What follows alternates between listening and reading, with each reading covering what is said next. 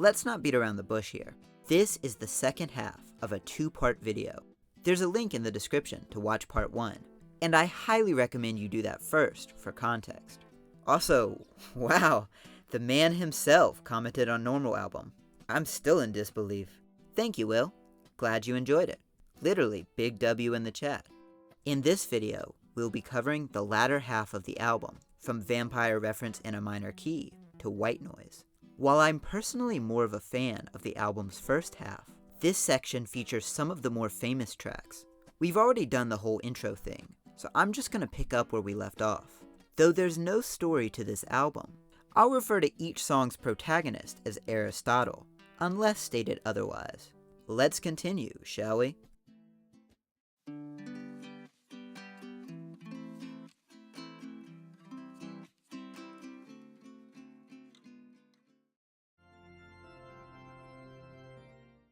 At this point in his discography, Will Wood is no stranger to vampires. He's had 3 songs that use them as a metaphor. The first 2, Vampire Culture into Air is Human, refer to people that feed on others, converting them or draining them of their life force. However, this third song paints the protagonist as an undead creature of the night, not quite alive, and yet still cursed to wander the earth. It's a mournful tune with a pseudo-bolero sound, sung to the protagonist's lost lover.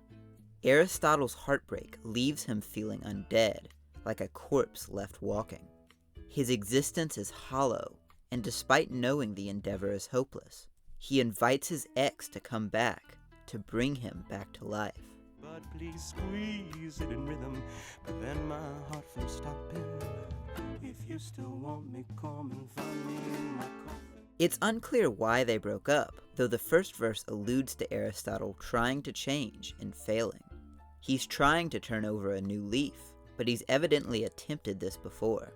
It's not a trivial matter that keeps them apart, it's everything. But such things do little to quiet the heart. Even if it wouldn't work, Aristotle would daywalk for just a taste of their love. Sunshine being a vampire's biggest weakness, to leave the safety of the coffin for sunlight would be as self-destructive as these romantic impulses.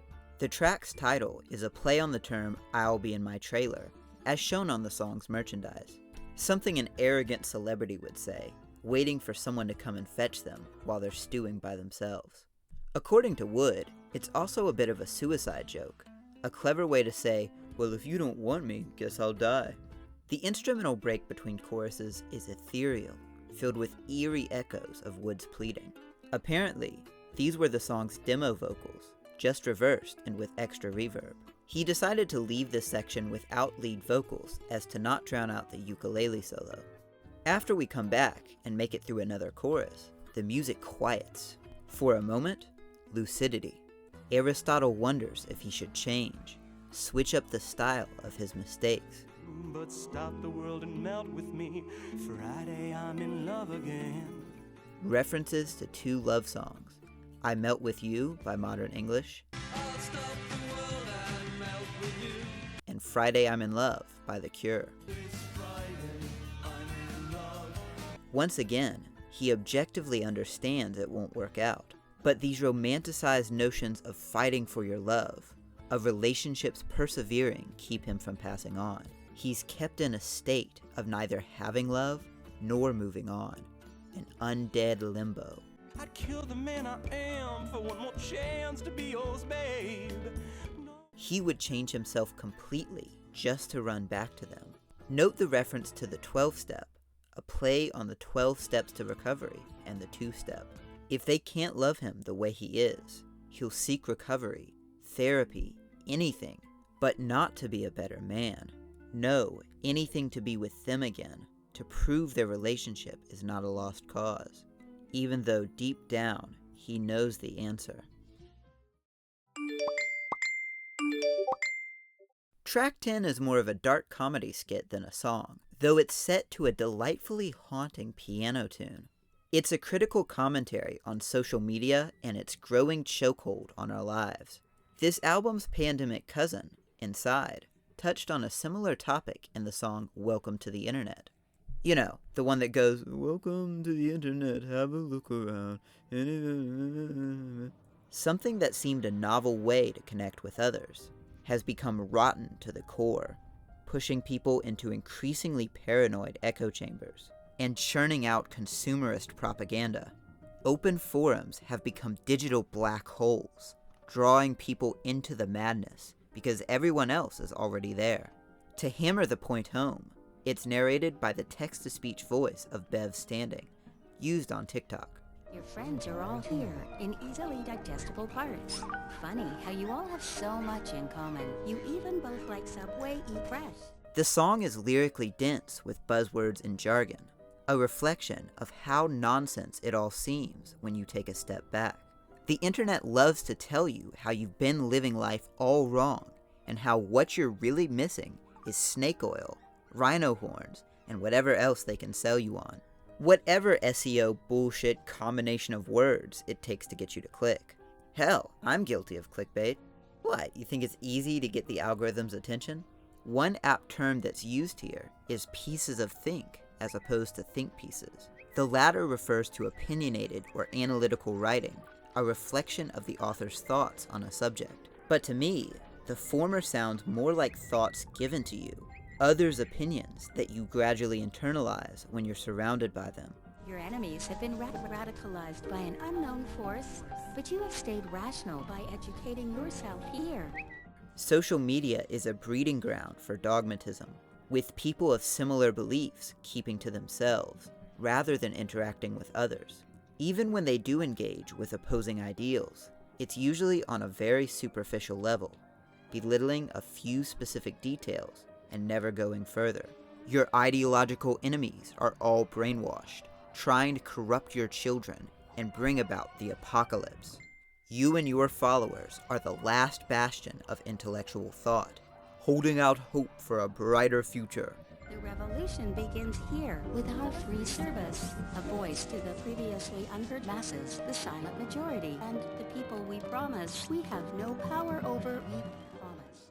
You're really sticking it to the man, and not at all influenced by the algorithm. An algorithm owned and manipulated by tech giants and billionaires who are willing to censor or promote content for monetary gain. Even the people you have positive interactions with, how much of that is real? Sending memes, liking each other's posts, occasionally leaving a comment. It can't possibly replace a genuine conversation. You don't get a full view of the person, just the primed and preened bits they put out into the world. Someone might have changed completely, and you'd never know it through the filter of the screen. That is, if there even are people on the other side of the screen. Every day, the internet becomes more inundated with chatbots, spam accounts, psyops, empty shells simulating human behavior. The song's title reoccurs throughout the track, at first referencing the message that pops up when you like a post. You like this. Liked by you and 87 others. Leave a like and subscribe, wink wink. But the tone of that statement becomes more sinister throughout the song, and in doing so, changes meaning. You can blame the evils of social media on some sinister AI algorithm, but it's doing precisely what it's designed to do. Humans on either side of the screen wanted this. We make the choice to wake up and log on every day. Corporations, though arguably human, choose to put their messaging in front of us and hide the inconvenient bits. We chose to base our lives around the internet. You wanted this. You liked this.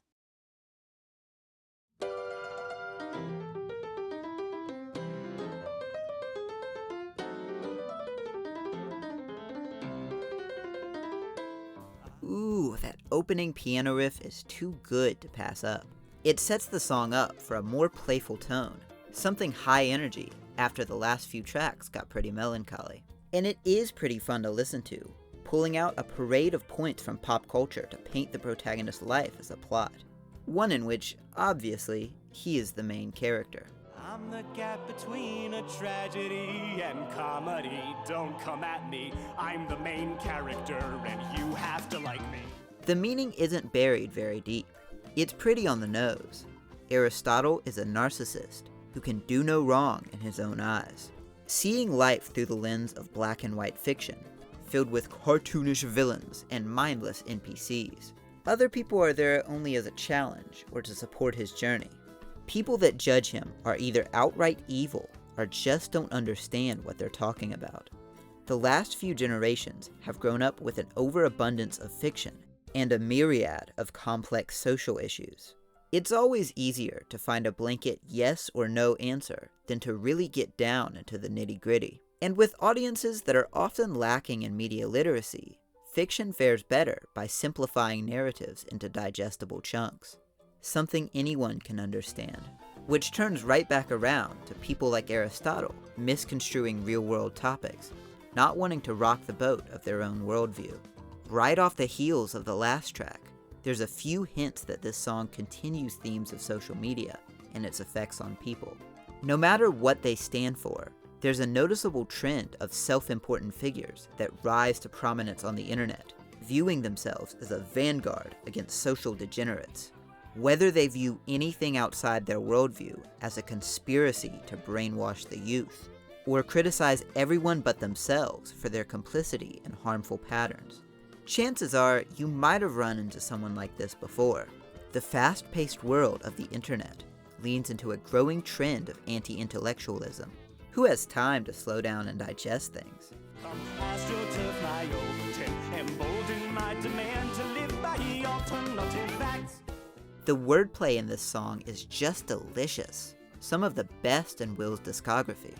This line references the Overton window, political discourse considered socially acceptable, as well as astroturfing, political organizations creating grassroots movements to have influence at a local level. Put together, the protagonist invites the powers that be, the wealthy, the affluent, the media, to engineer what is socially acceptable.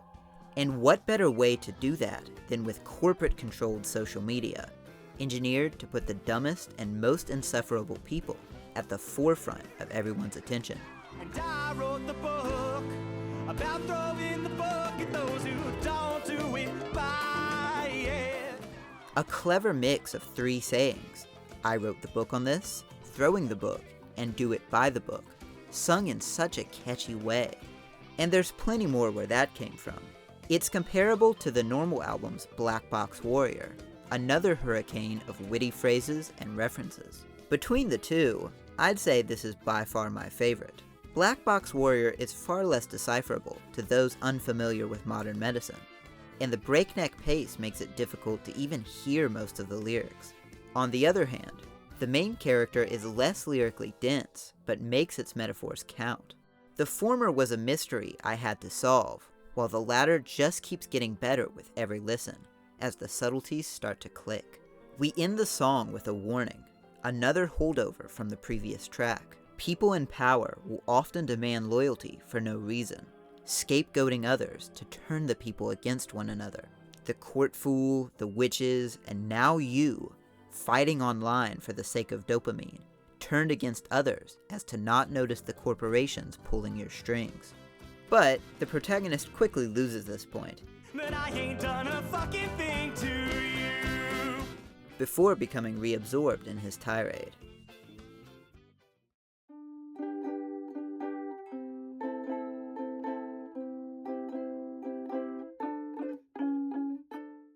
This isn't an album with a story or through line like its two predecessors, so there's nothing it's building up to. But if the album had a musical climax on par with Hand Me My Shovel or Love Me Normally, it would be here. In this track, Aristotle feels disconnected from normal people and incapable of trusting anyone. We discussed a similar feeling in track 7, where he was afraid of falling in love and leaving his heart vulnerable, worried they'd see more of his flaws the closer they got. Now, in the midst of a relationship, he's left his heart closed off, not expecting a partner to offer him genuine love. Contrasting track 6's desire for love without physical intimacy, Aristotle assumed his partner only wanted him for his body, and therefore only offered that. But still you gave me your heart. I only gave you my body. Struggling to reciprocate, he demeans himself, calling himself an object, something not quite human and not capable of love. The song is a long-winded apology, an attempt to explain away his inadequacies and beg forgiveness for the pain he's caused. But like in track 7, his default seems to be self-deprecation, interrupting moments of vulnerability with sarcasm and dismissal.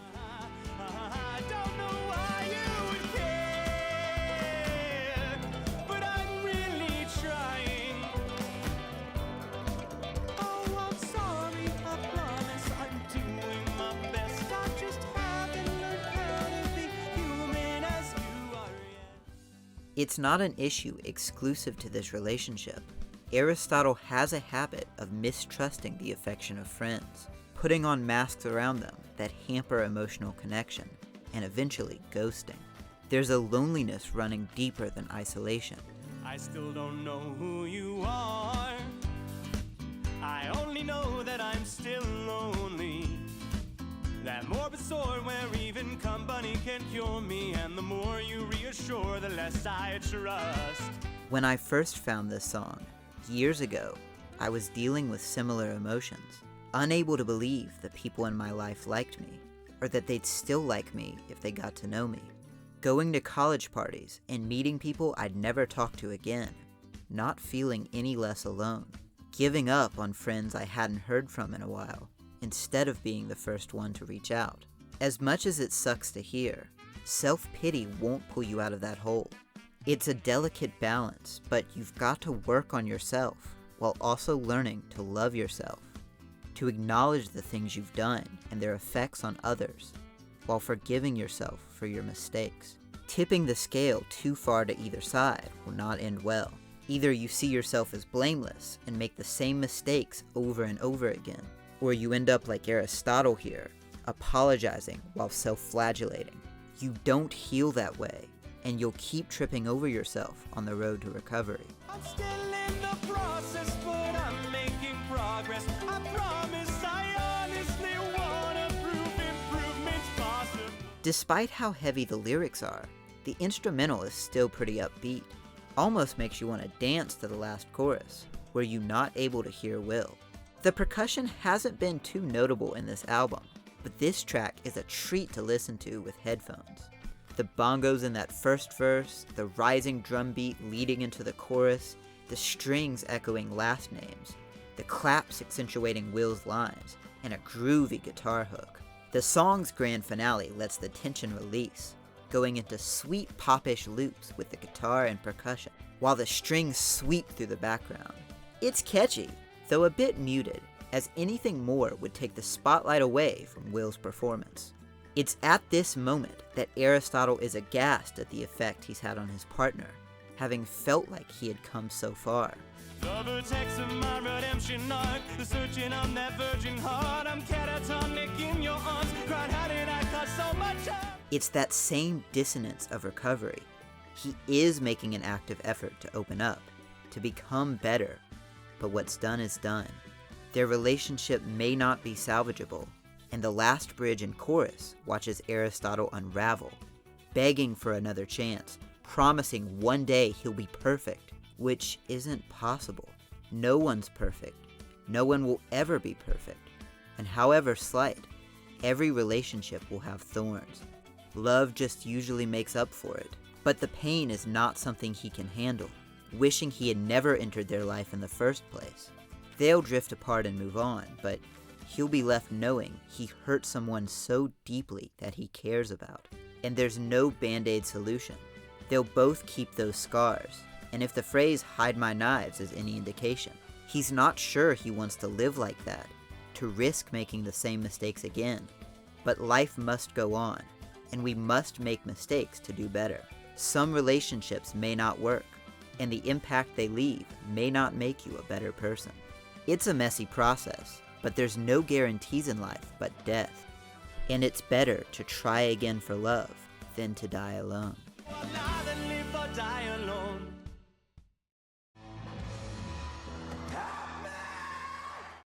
The life of a rock star is often a modern tragedy. You're making music, pouring your heart onto the page, when suddenly it picks up momentum. A radio station plays it, fans start buying your album, and it snowballs into a flurry of interviews, tours, and superstardom. Life gets pretty fun until the pressure starts to set in. People expect things of you now, and if you disappoint, it might all come crashing down. Most biopics and tabloids romanticize this period of fame as a hedonistic romp full of sex, drugs, and rock and roll.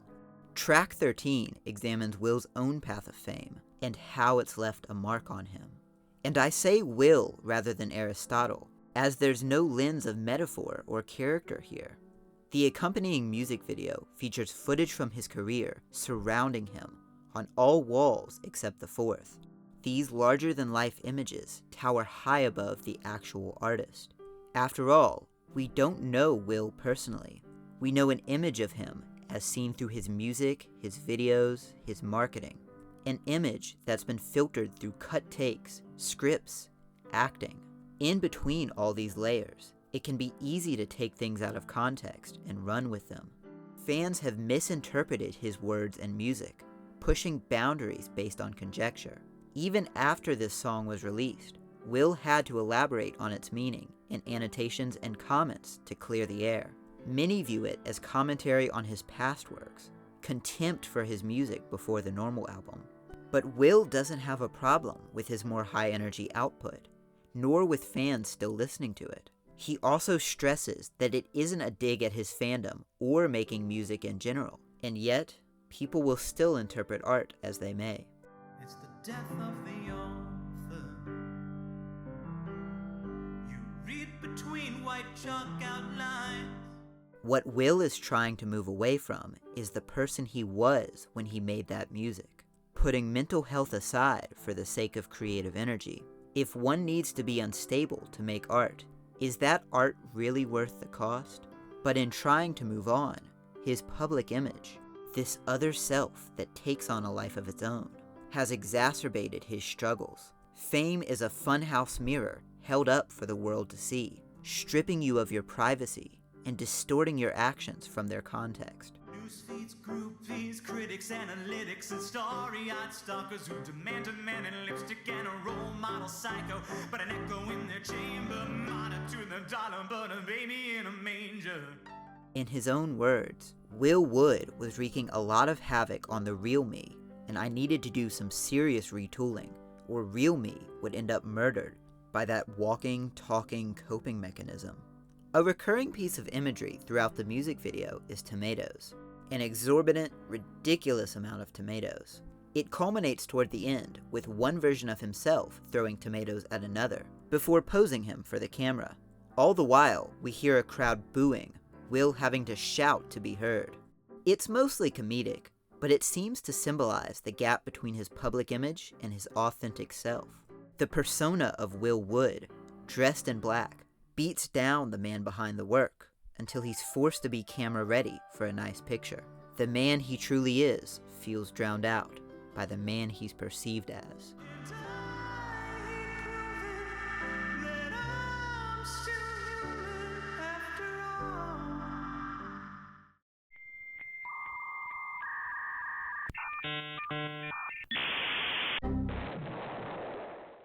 It's been a rough album so far, emotionally. Getting into themes of death, loneliness, regret, and fear can be a bit draining. So right near the end, we get a whimsical spoof of Will's infamously long song titles. You see an entire paragraph of alternate titles, credits, and annotations, and expect something intense like Selfish. Instead, you get this.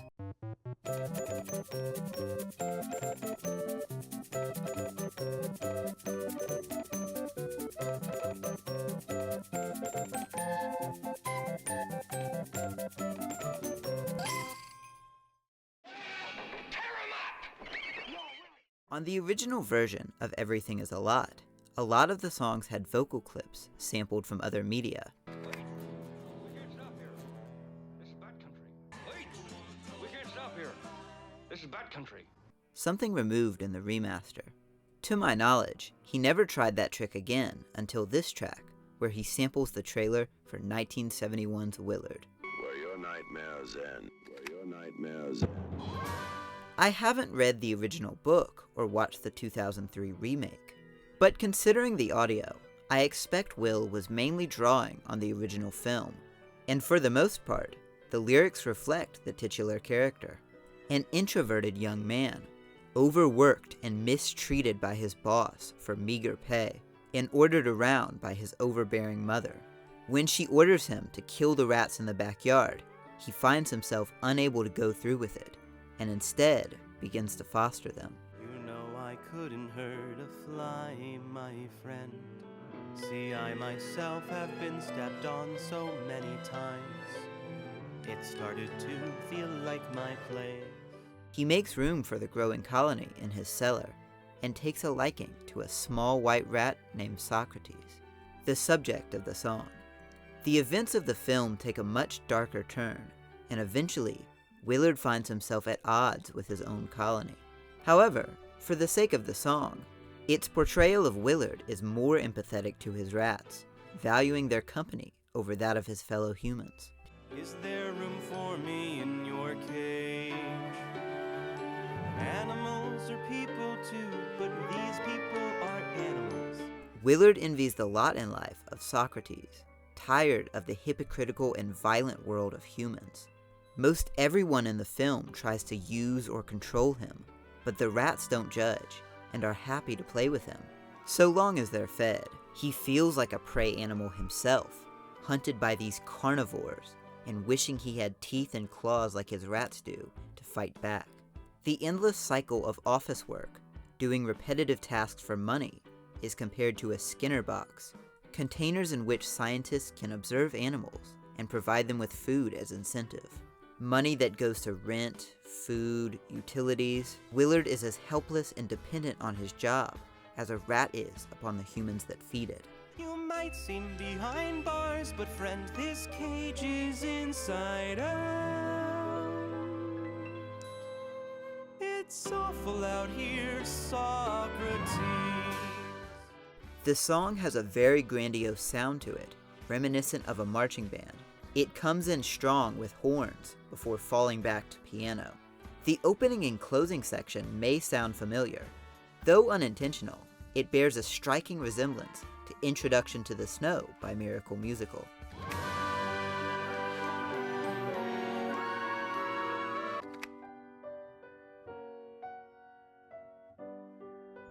There's another familiar leitmotif tucked into this song, at the very end.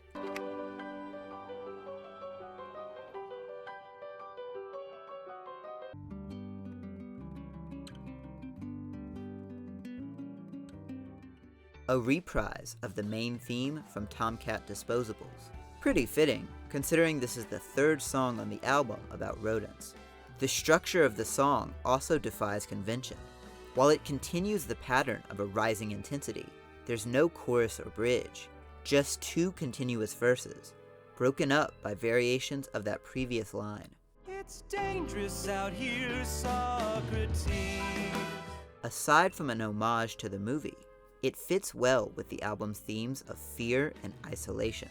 In That's Enough, Let's Get You Home, Aristotle struggles with the expectations of the outside world, wanting to retreat to a sense of childlike comfort. Here, Willard retreats from the pressures of his life, finding the machinations of humans too much to handle. The simplistic lives and behaviors of rats make far more sense to him. As the song reaches its climax, Willard's kinship with the rats bolsters his courage. He declares that he won't let others use his heart, not needing their approval. My friend, you've got a friend in me. Let's go and make more enemies. If the people around him don't care about him, why should he care about pleasing them? He's already got friends aplenty.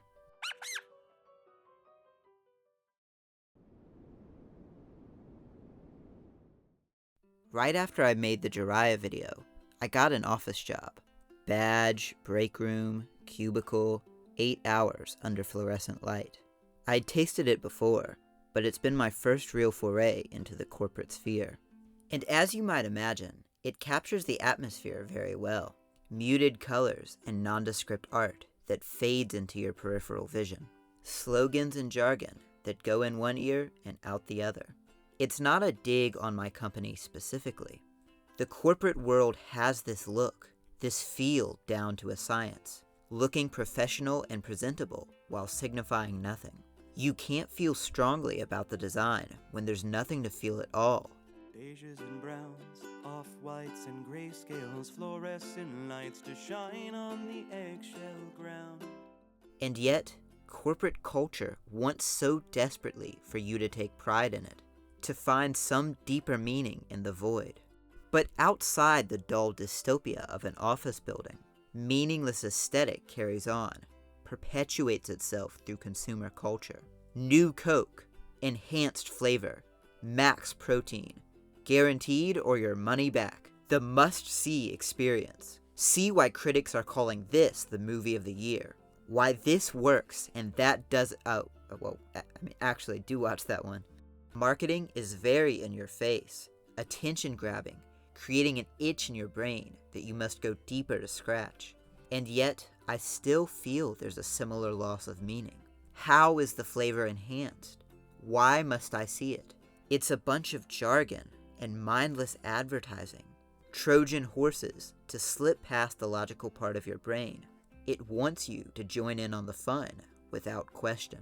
There's a lot of overlap here with the buzzwords and clickbait discussed back in track 10. Ads are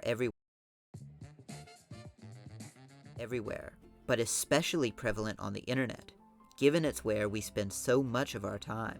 Corporations use their tactics to stand out, and everyday people must follow suit if they want to be seen. The second verse pokes fun at the endless accolades we heap onto consumerist garbage to give it some sense of meaning. It's microtonal and it challenges Western notions of art. It's post avant-garde. It makes no statement but does so quite loudly. All the while, there's no discussion of what it actually is.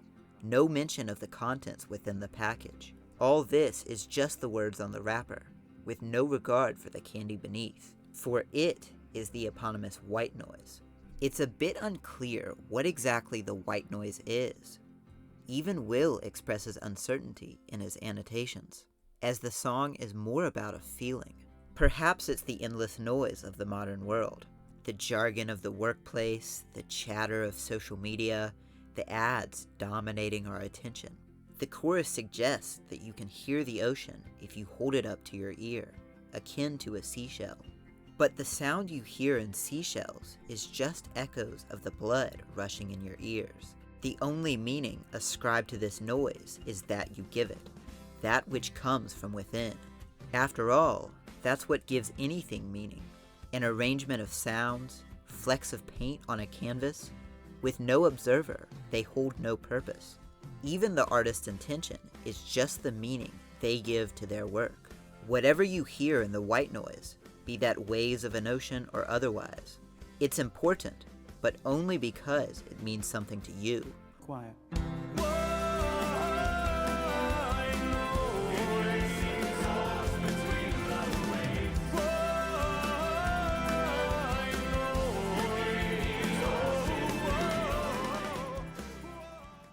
There's another definition of white noise, thoughts that enter your head and drown you in the sound, even if they don't reflect what you feel. You can fight them, hate yourself for thinking them, but Aristotle offers a gentle reassurance. I know it's hard, but they're not who you are. They're white noise. Intrusive thoughts and impulses don't define you, no more than the jargon that surrounds us on a daily basis. The only meaning they hold is that you ascribe to them, so let them pass and fade away. The song and the album ends as it began, with a soft tone of voice and gentle strum of the ukulele. And with that, In Case I Make It draws to a close. Every time I do one of these deep dives, I end up falling in love with an album that I hadn't fully appreciated before. Even Selfish, one of my favorite albums of all time, didn't quite open up to me until taking a deeper look between the lines. Also, listening to it 50 times in a row probably helps. Just the same, 5 months ago when I first started this project, I was hearing most of this album for the first time. By now, I listened to it more than the past 2 albums combined. Will Wood's range of performance has always been the key to his music. No matter what instruments accompany him, stuff like Chemical Overreaction and Love Me Normally wouldn't be possible without that kind of talent. Going from doo-wop crooner to roaring lunatic to pleading desperation, often within the same song, isn't something that most other artists can pull off. Stripping the sound down to piano and ukulele makes those instruments shine ever brighter. Just the same, Will using softer tones and ditching the hard rock screams makes his moments of intensity feel more visceral and emotional. I bang my head to Vampire Culture, but I lie in bed feeling the heartbreak of Vampire reference. There's no true central theme, but a pervading element of the album is fear. Some tracks are about overcoming it, like Last Names, Falling Up, and White Noise, while others see the protagonist in the thick of it, like That's Enough, You Like This, and Willard. Recovery and growth aren't linear paths, and it's likely that things could get worse before they get better. But living in the past, dwelling on regret won't change anything. Our present situation won't last forever, and you may come to find that tunnel vision clouds the answers to your problems. In case I make it dares to believe that things might get better. Not that they will, but that they just might. We'll be taking a break from the Will Wood deep dives for a bit, just to focus on some other commitments. If it's all the same to you, I won't promise any more release dates, so that way I don't feel bad when I break those promises. Local resident ravsucks. only has a few hours left to complete his essay, and yet he continues to goof off. People have been asking a lot lately for Trust Ceremony, and I promised Jiraiya himself, so I don't know, probably a bunch of comic book videos. Also, thank you all so very, very much for a year of ravsucks. It was January 16th, 2024, when I started streaming on Twitch, and now here we are with 3,500 subscribers. It doesn't feel real, honestly. I can only imagine what'll happen this year, but I hope you'll stick with me on this journey. Thank you all once again, and Happy New Year.